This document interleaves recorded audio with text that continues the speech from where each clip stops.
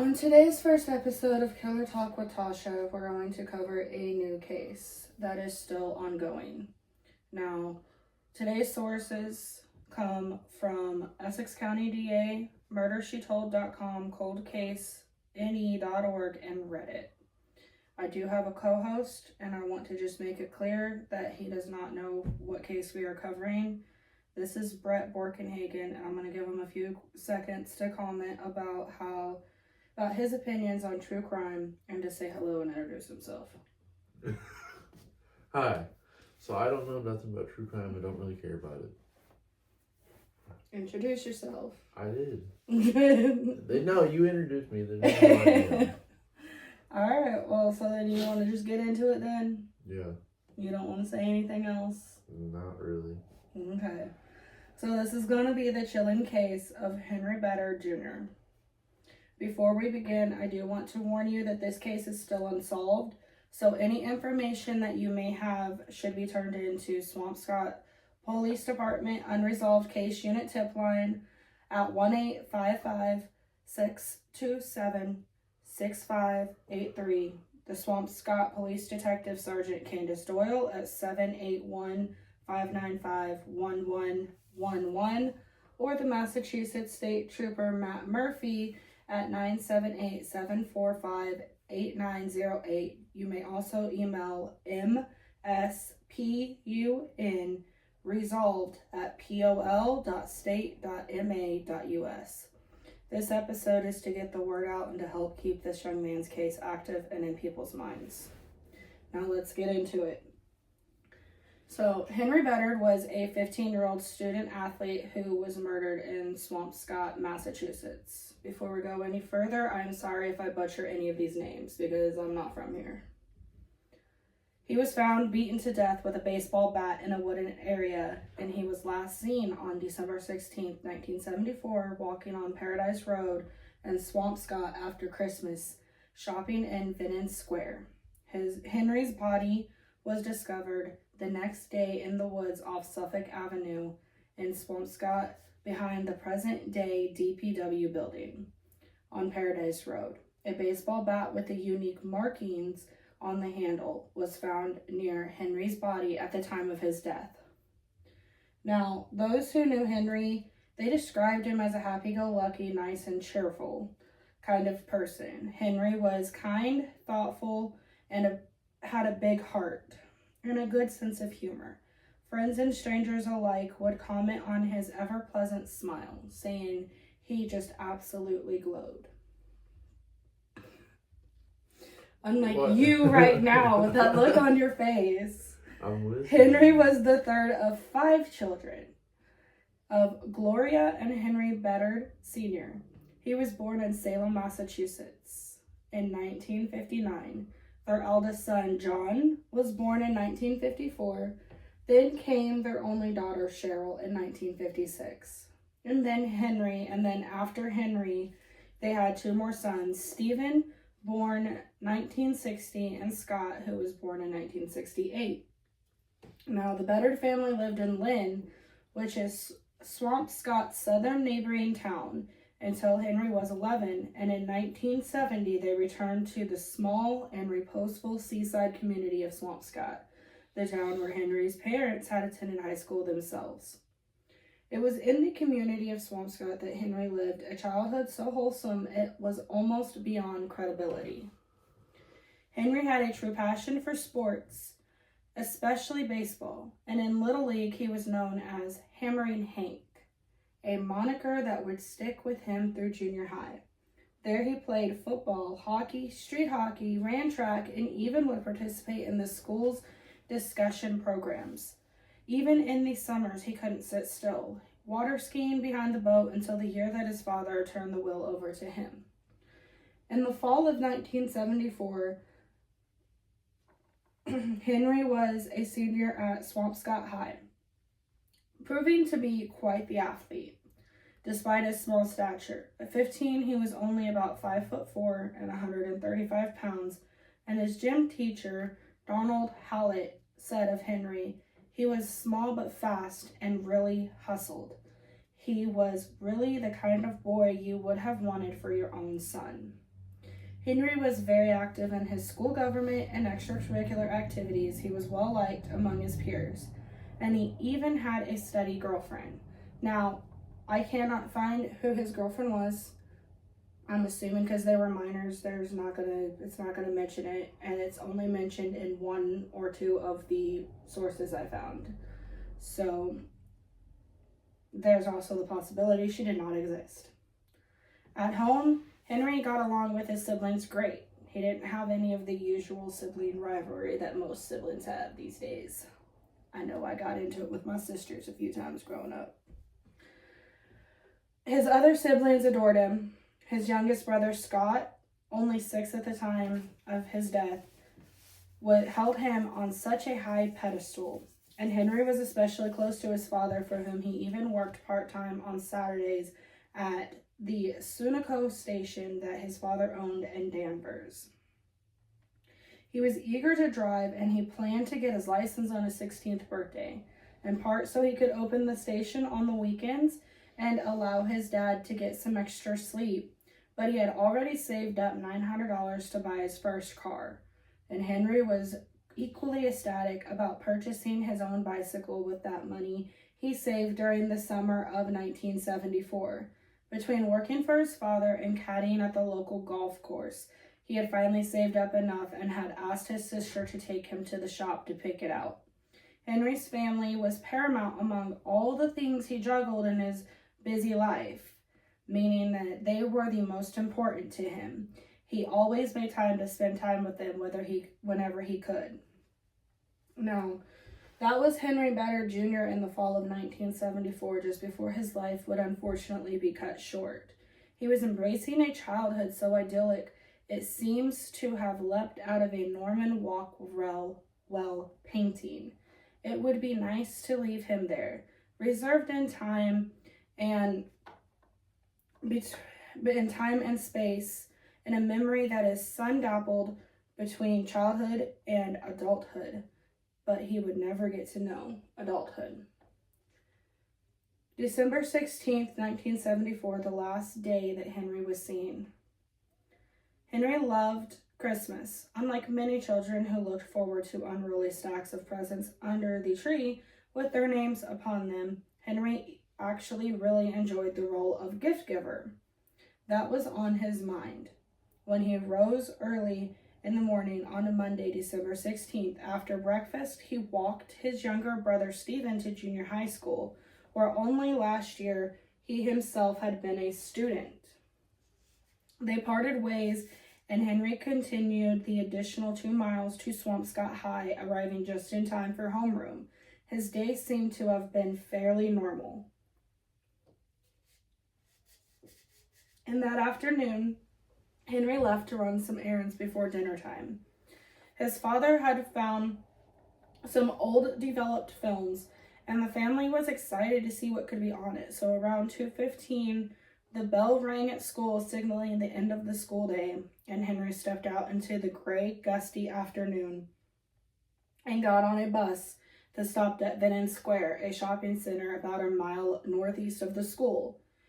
Henry walked to the CVS and made his way to the photography counter where he dropped off a roll of 8mm movie camera film to be developed. Now, according to his sister Cheryl, Henry hoped that they properly immortalized the day that he gunned across a friend's yard on a borrowed motorbike. However, while they never actually found the film with him, whenever he was found, they found everything else. So it is assumed that the film just wasn't developed yet. While running his errands in the Christmas spirit, Henry decided to stop in the beauty section of the store, and he paused.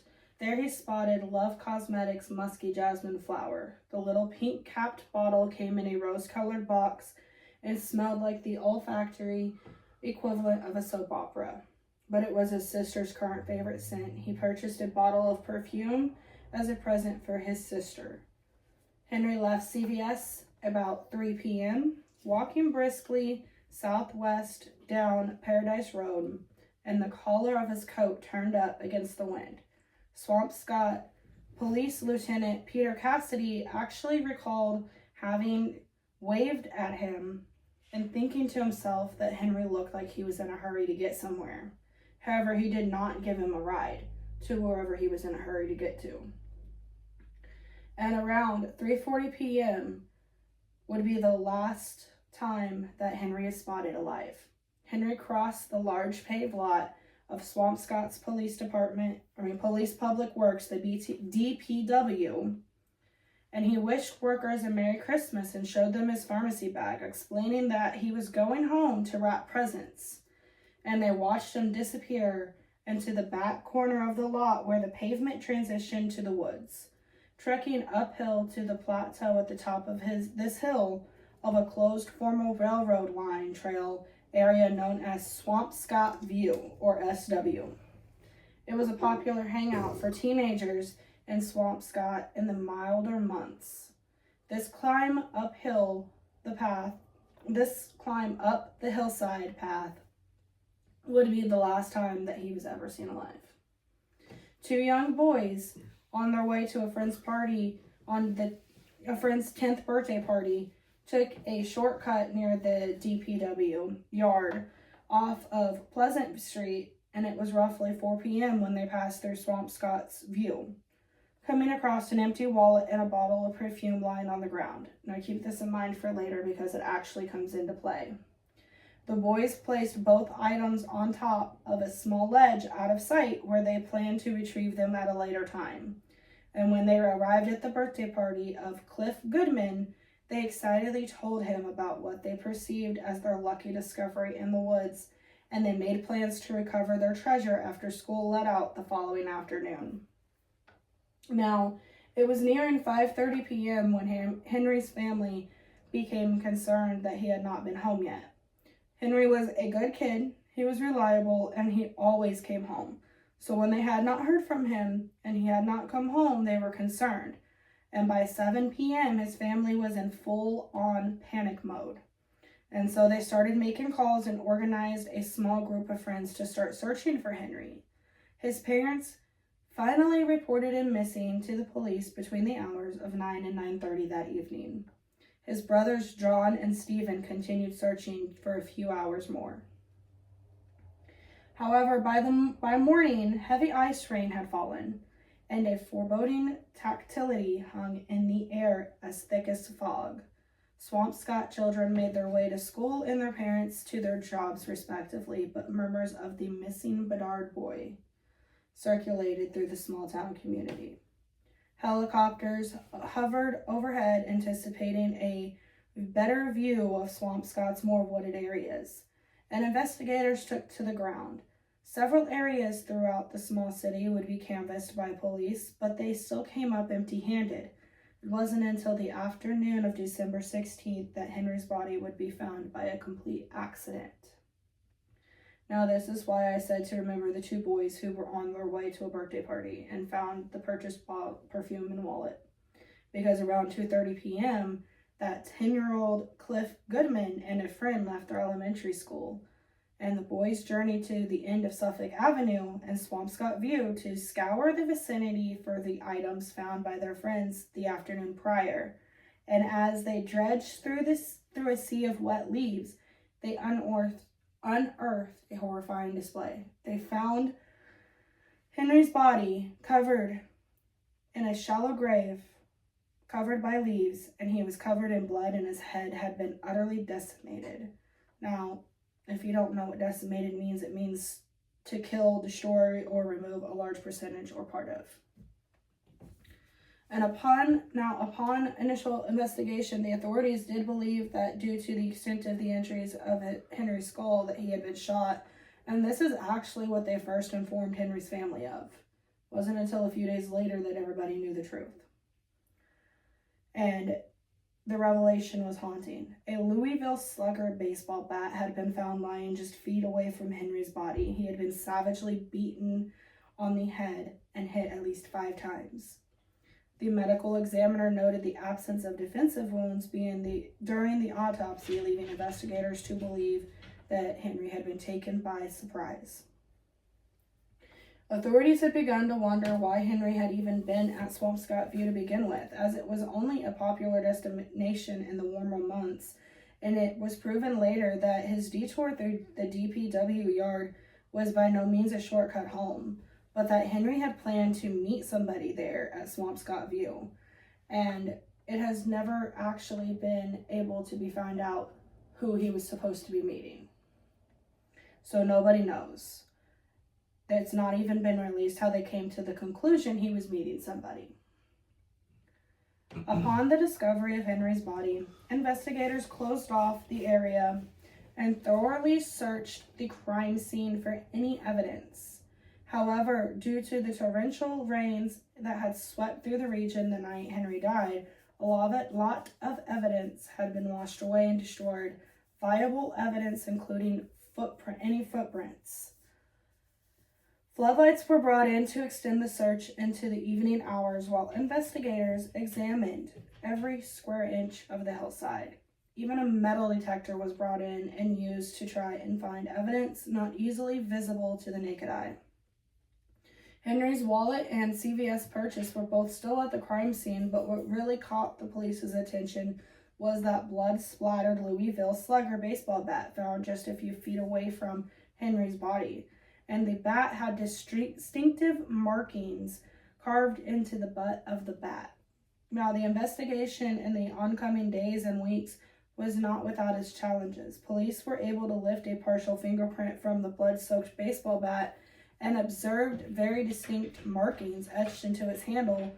When looked at from one angle, the bat appears to be marked with the letter K and other perpendicular lines. But when you turned it 90 degrees counterclockwise from this position, the etchings resembled a Roman numeral VI, 6.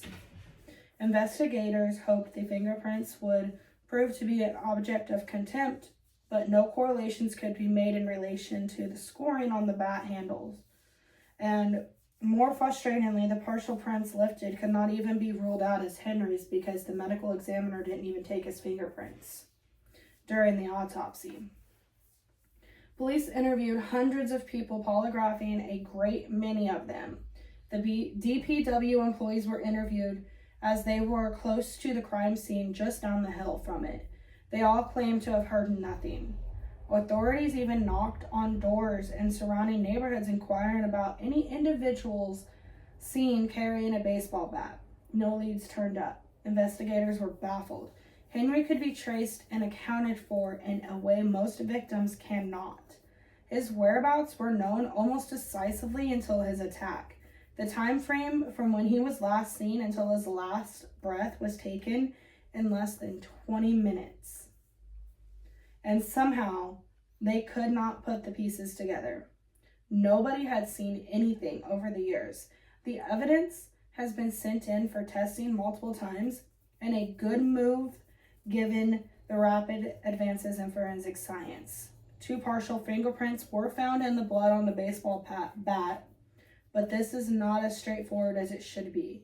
Henry was never fingerprinted during the autopsy, so it is unclear if the fingerprints belong to Henry or his killer.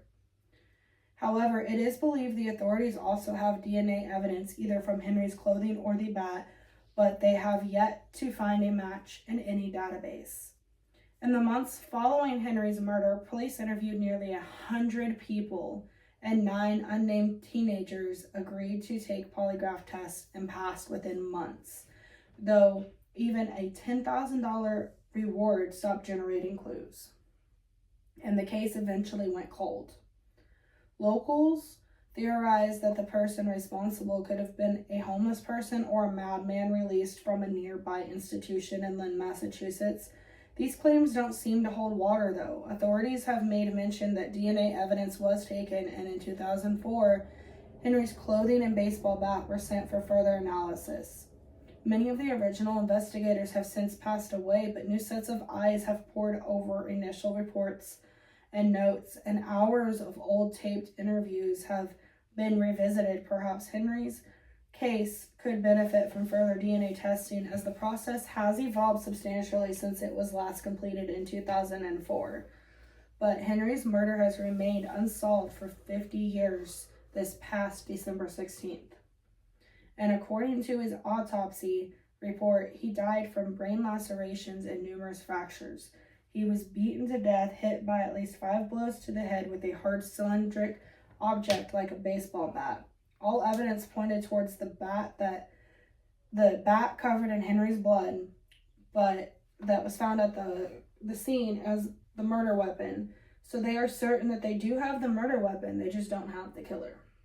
So they still haven't figured it out yet? No, they still haven't figured it out. And just a few months ago, they exhumed his body. They got a court order. His father is still alive, and he is 99 years old now. And they got a court order a few months ago because his father says all he wants is closure. So they exhumed his body for more testings, and we don't have the update from that yet.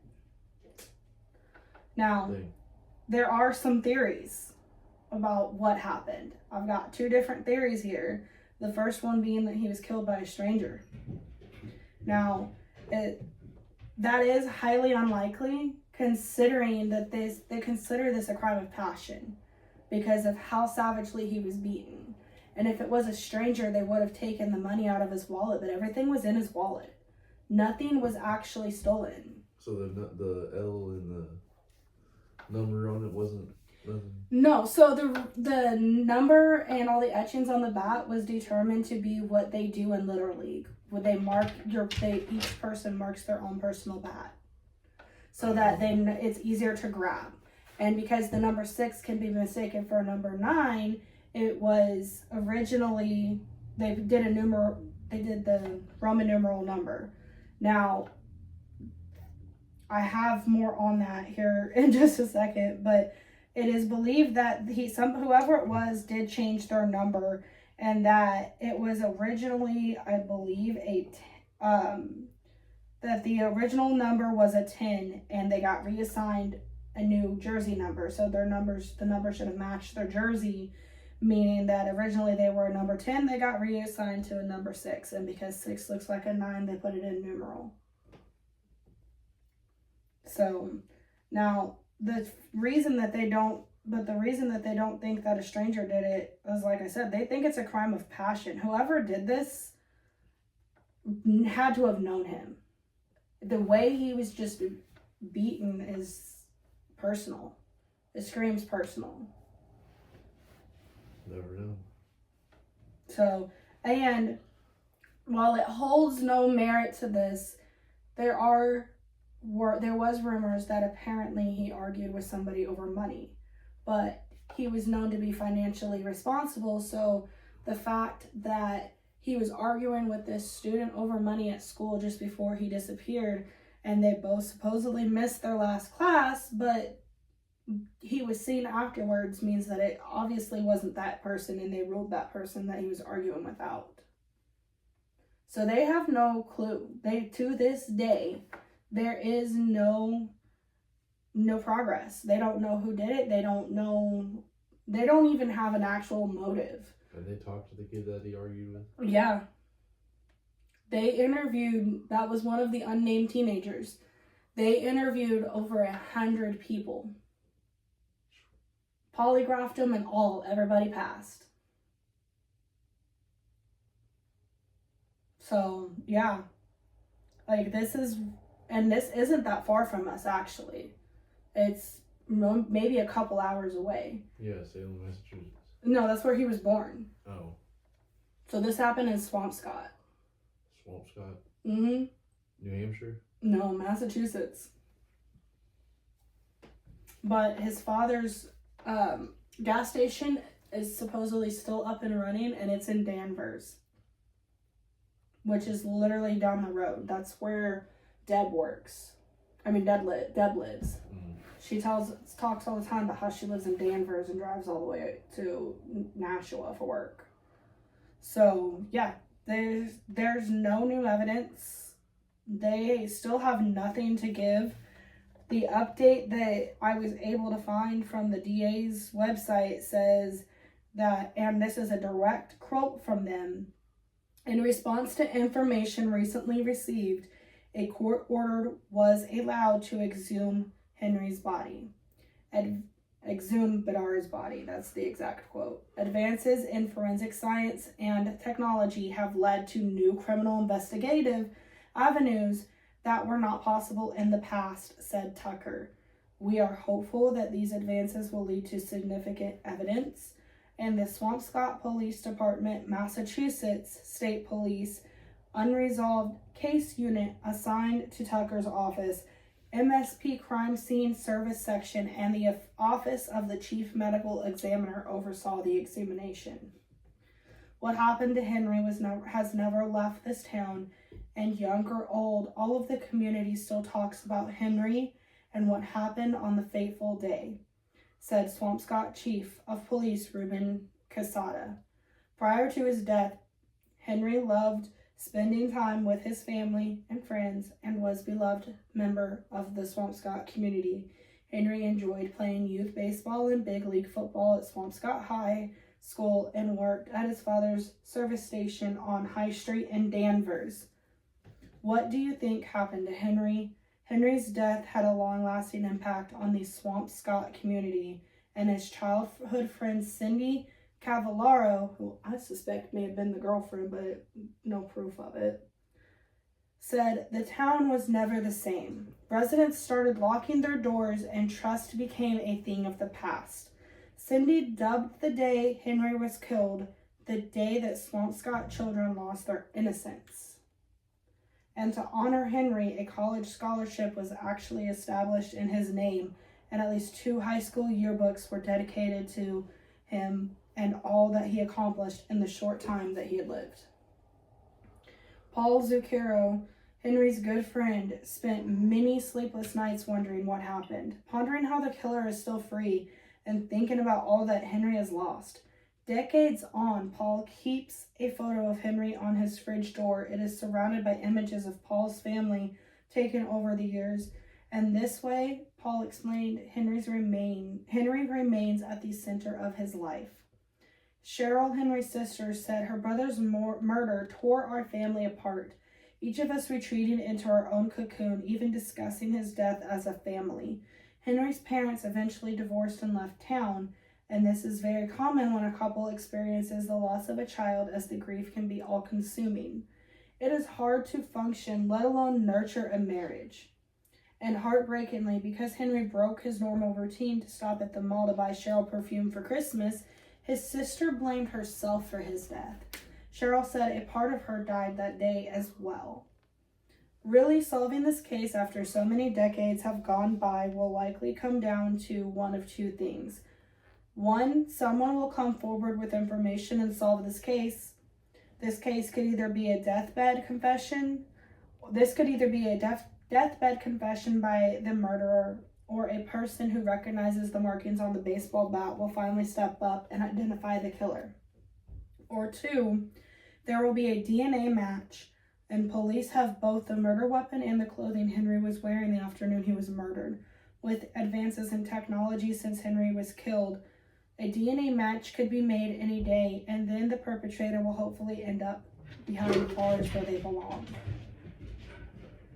That is the only update that has been given. Now, going back to what we were talking about a second ago, the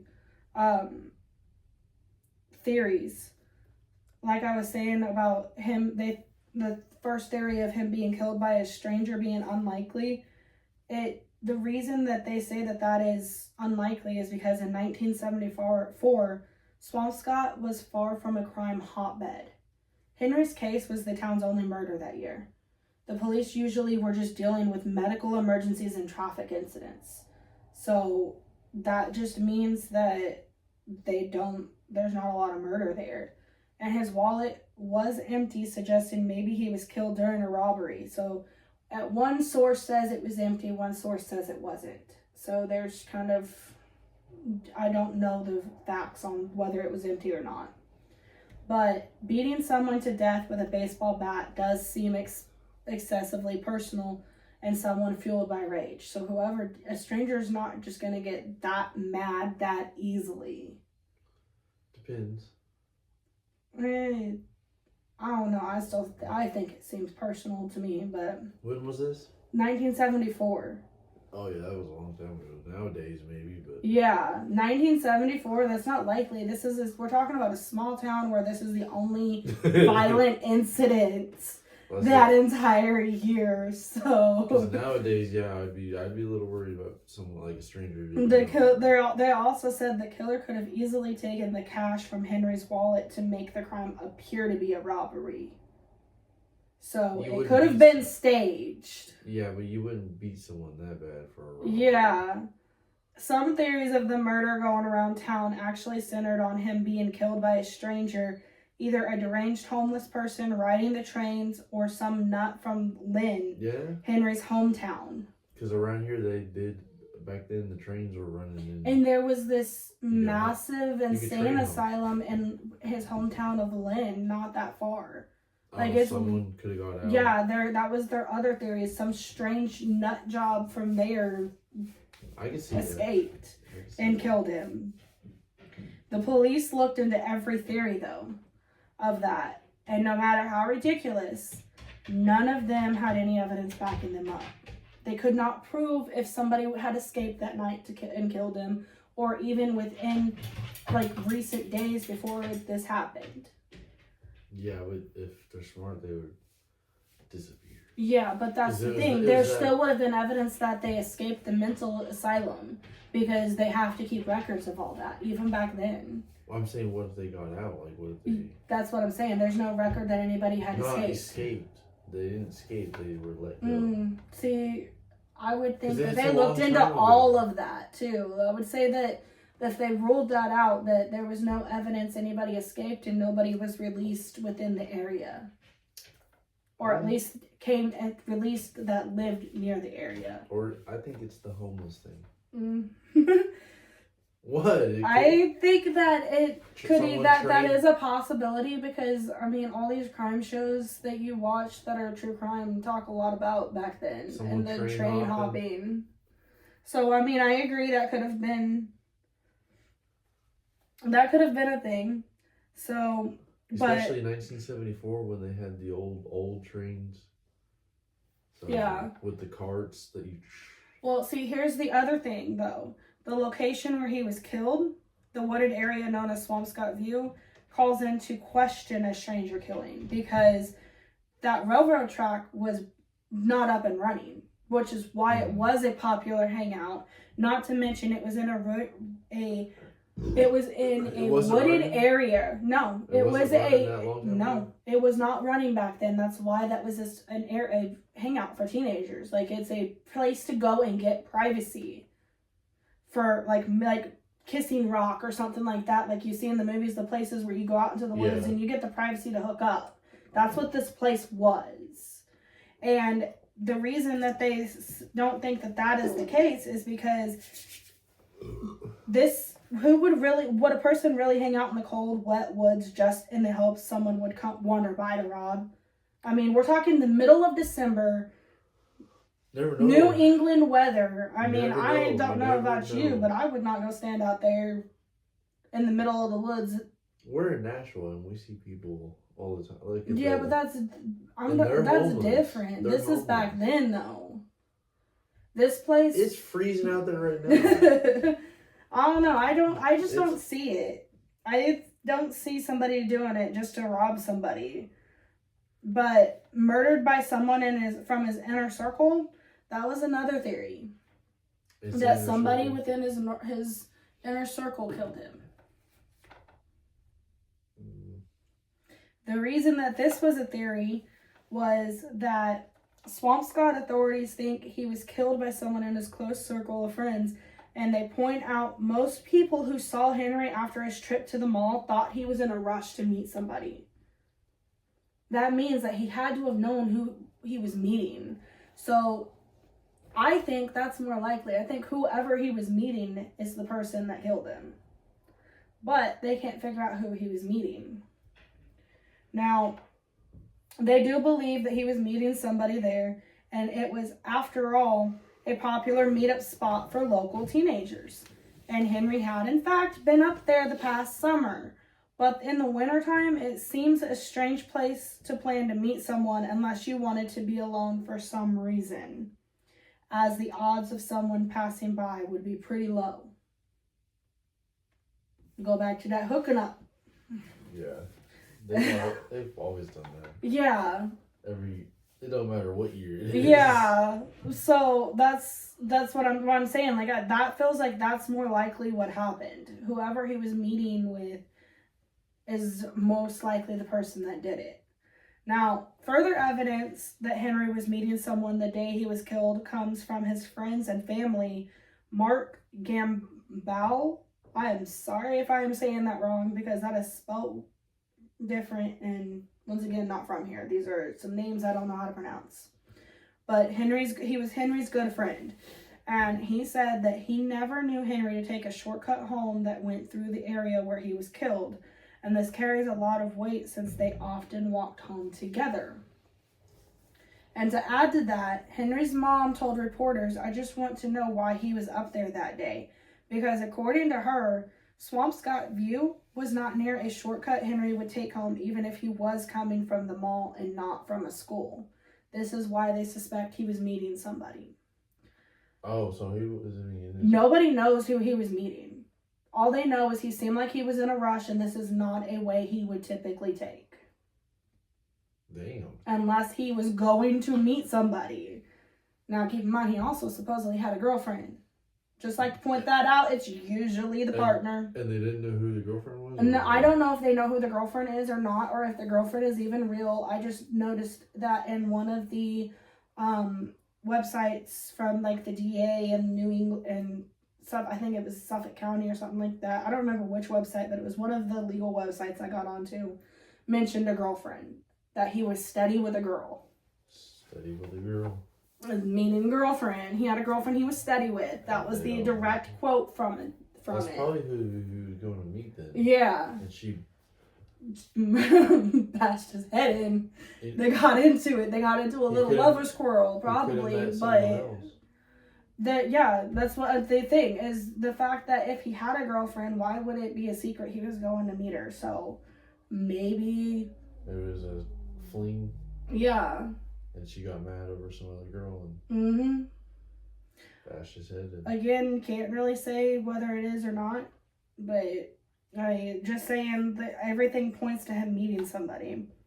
Now, there was some talk that, like, I was telling you about the student that they were fighting over money. This is where that comes in. He was seen by a teacher arguing with another student about money. Now, it is doubtful there is anything to this story because reports do say both the student and Henry were absent from their last class, while other media coverages suggest he attended all of his classes the day in question. Besides, Henry went to the mall after school and was seen alive, and by himself after that by several people. He was not killed right after, leaving school. So even if Henry and this mystery student both missed class, which is unproven, it is unclear why it matters. Plus, it would be odd for Henry to be arguing with another student about money because Henry was very careful with his finances. He had saved up and purchased his own bike and had $900 aside for his car that he wanted to buy, and had a history of squirreling away his allowances to buy Christmas gifts for his family. Does this sound like someone who needed to borrow money? It is more likely that that person borrowed money from him and didn't have it to pay back. Now, if anything, it is more plausible, I just went over that. It is more plausible someone borrowed money from Henry and was not able to pay it back, and a fight ensued that ended in Henry's death. The killer might have taken money from Henry's wallet to make it look like a robbery. All we can do is hope the police carefully went through Henry's financials and investigated if any money was unaccounted for. One thing not mentioned anywhere in the mysterious film is the mysterious film that Henry dropped off the afternoon he was killed. See, nobody in any of this has mentioned anything about that film that he dropped off. The film had been sitting around undeveloped for years. So, another theory is, what if Henry was killed because there was something on that film someone did not want to become public? Could have been. Albeit, the film was already in for processing, but still it is bizarre timing. And no doubt police reviewed the film after it was developed, so we likely would have heard more about it by now if it played a role in the case. But anyways, perhaps this theory requires too vivid of an imagination. I don't know. I think that's a plausible theory as well. That's just me. I do think timing is suspicious and there's no coincidences when it comes to murder. It's always going to play something into it. You don't just get murdered for no reason. If Henry was killed by someone close to him, then it is likely the murderer's family and friends have managed to keep a gigantic secret for years. Particularly because of the unique markings on this baseball bat found at the scene. It is impossible to believe someone close to the killer does not recognize this bat. And they did. 45 years after he was murdered, the authorities did make public the photos of the bat. Why they waited so long? Beyond me, I feel like that's kind of suspicious in and of itself. I mean, you're trying to find somebody who killed this child. Why are you withholding things that could point to your killer? Like, why not make that stuff public? But that's just me. Like, that's just my thought process. That's how things would be done today. Now, the Swampscott police examined this bat, had explained that the bat had unique markings on the handle that investigators are hoping can lead to the owner of the bat. Again, if you're hoping that you putting the photo out there is going to lead to finding the owner of the bat, why wait 45 years? Who knows? So, the bat appears to have the Roman numeral VI carved into the butt. It also looks like the number 1 is on the bat, and that it may have at one point been the number 10, and then the Roman numeral was carved over top. It has been suggested Little League players sometimes carve their jersey numbers into the butt of their bat for sentimental reasons, as well as to help them quickly identify their bat. And then, if they changed jersey numbers for some reason, they would just adjust the number carved into their bat. Now, if something like this had happened here, it could explain the markings on the murder weapon. The person who owned the bat first could have worn jersey number 10 and then later got assigned jersey number 6. They might have used the Roman numeral for 6 because the number 6 might be mistaken for a 9, as I said before. And even another possibility is that the bat belonged to a family member or a friend of the killer. What does not seem possible is that no one recognizes the unique markings on the bat. Odds are someone out there knows whose bat it is and is letting someone get away with murder. Yeah. So, that is the case that I have. What is your opinion? I really don't know. I mean, do you think it was somebody in his inner circle that did it? How exactly do it's you... gotta be someone that, like you said, like, that knows the person's back. But that's the thing, is why wait 45 years to release the photo? That kind of sounds... Because police back then were just not, they didn't really, I mean, they still don't really care, but... That It kind of was worse seems back more then. like cover up, in my opinion. Because at that point, it said, all of the original investigators at this point someone that was rich back then and wanted him dead. But why would they want him dead? Because he was a money saver. I don't know. I feel like the fact that they waited 45 years to even release a photo of the bat screams cover up. I feel like the fact that he was beaten so badly that it looked like he was shot screams personal. And I would really like to know who he was meeting, because they've got some explaining to do. And how does nobody know who he was meeting? He was so close to his family and his father. Like, how does nobody know who he was meeting? That's what gets me. I feel like there's more questions that aren't answered and that's what's holding up solving this case than anything. Hopefully, And I think it's really, really dumb that they did not fingerprint him during an autopsy, because that's standard procedure. hopefully the people that watch this can tell us what they think too. Yeah. Hopefully. But we'll see. Are we gonna try to do this every week? Yes. I'm going to try to do one every week. But it may not be, because I do have a busy life. I am in school and starting my new job. I work, and I'm gonna try to figure out how to do this editing thing for these videos. So. But hopefully we'll get this figured out.